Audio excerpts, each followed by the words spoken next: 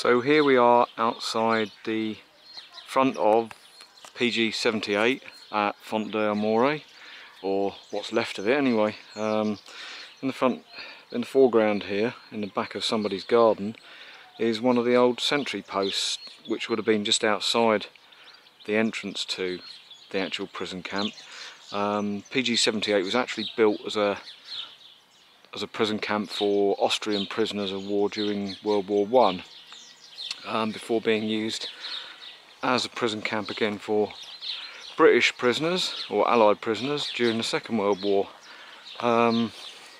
What you're looking at here is the wall of an actual mothballed military base, obviously no longer in use. Here's my rucksack all ready to go, looking a bit of a beast there. I'll just go up and have a view through the gate. So when Donald was here, he actually escaped from here twice. Once on the declaration of surrender by the Italians, when a lot of the prisoners chose to take to the hills at the back here, and you can see just the mountainside up in the background there. Quick view inside the camp. Nothing remaining of the original buildings.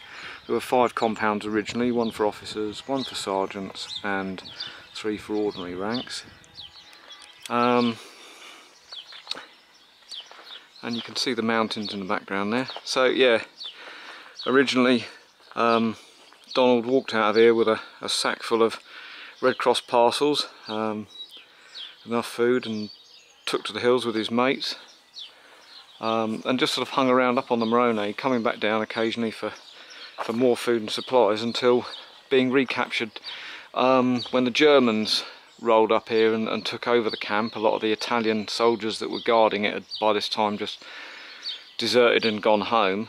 The Germans arrived and started scouring the side of the mountain to get back a lot of the escaped POWs, and Donald unfortunately was captured up on the mountainside. A bit more about that later on.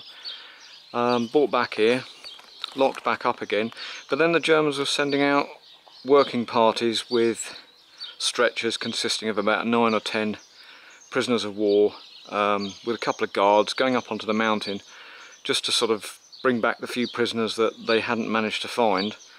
And the second time he came up, hatched this plan to escape with his mate again, and they decided that they would overpower their guards while they were up on the mountain and do a run, and that's exactly what they did.